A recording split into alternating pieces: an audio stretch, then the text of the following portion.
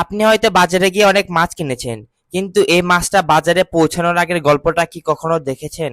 মধ্যরাত হতে পুকুরে মাছ তোলা থেকে শুরু করে আমার এত ছোট বয়সে আড়তে মাছ বিক্রির অভিজ্ঞতা এবং সকল দৃশ্য আপনাদের সাথে শেয়ার করব। অবশ্যই ভিডিওটি অনেক আকর্ষণীয় হতে যাচ্ছে, আশা করি সম্পূর্ণ ভিডিওটি দেখবেন। আসসালামু আলাইকুম, আমি আপনাদের সোনাভাইয়ের ছেলে সিরাত। আশা করি আপনারা সবাই ভালো ও সুস্থ আছেন।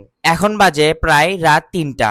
বেশিরভাগ মানুষ যখন ঘুমিয়ে আমরা তখন নেমেছি পুকুরে মাছ ধরতে, কারণ এই মাছগুলোকে ভোরের মধ্যেই নিয়ে যেতে হবে আড়তে।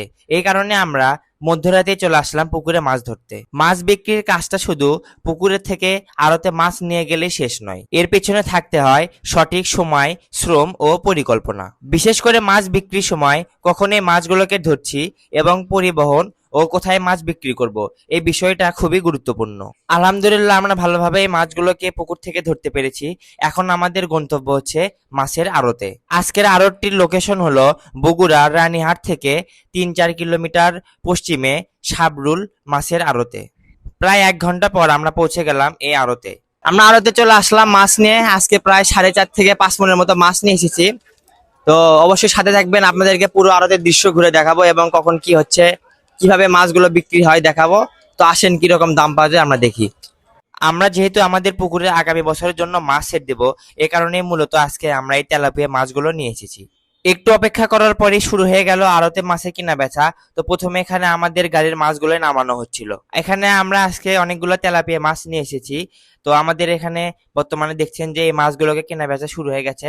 গাড়ি থেকে মাছগুলোকে নামানোর পরে এখানে ঢালা হয়।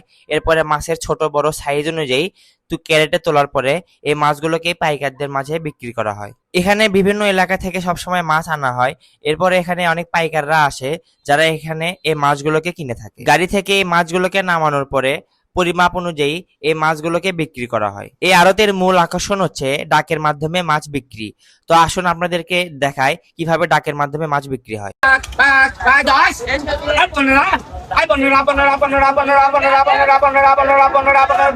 ভাই 120, ভাই 125, ভাই 125, ভাই 125, ভাই 125, ভাই 125, ভাই 125, ভাই 30, ভাই 30, 30, 30, 30, 30, 30, 30, 30, 30, 30, 30, 30।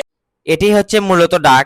এই মাছগুলোকে পরিমাপ করার পরে এখানে ডাক তোলা হয় এবং যার যে সর্বোচ্চ দাম বলে তাকে এই মাছগুলোকে দিয়ে দেওয়া হয়। এখানে অনেকে ভাবেন যে মাছ বিক্রি মানে শুধু টাকা আর লাভ। এটা আসলে সেই বিষয় নয়। মাছ এখানে কেনা থেকে শুরু করে এর ওষুধ খরচ এবং নিজের পারিশ্রমিক এবং খাবার, এগুলো আসলে বাদ দিলেই মূলত লাভগুলো বের হয়। এখন হলো মাছ সেট দেওয়ার সময়। তো যেহেতু এখন আমাদের এই পুকুরে আগেকার মাছগুলো ছিল, তো মূলত এটা আমি নিজের হাতে এই মাছগুলোকে চাষ করি। এরপরে এগুলো বিক্রি করে নতুন ভাবে আবার পুকুরে মাছ সেট দেবো। আপনারা অনেকে জানতে চান যে আমাদের ছোট ছোট পুকুর আছে বা জলা আছে, কিভাবে মাছ চাষ করব। আপনারা চাইলে খুব সহজেই মাছ চাষ করতে পারেন। এখন এই মাছগুলো সেট দেওয়ার সব থেকে ভালো সময়। তো যারা যারা মাছ চাষ করতে চান বা ছোট পুকুর জলা আছে, আপনারা চাইলে আমাদের ভিডিওগুলো দেখতে পারেন এবং আমাদের সাথে যোগাযোগ করতে পারেন। তো এই ছিল আজকের এই ভিডিওটি আপনাদের কাছে কেমন লেগেছে অবশ্যই কমেন্টে জানাবেন এবং একটি ফলো করে আপনাদের এই ছোট ভাইকে একটু সাপোর্ট দিবেন। দেখা হচ্ছে আগামী ভিডিওতে। আসসালামু আলাইকুম।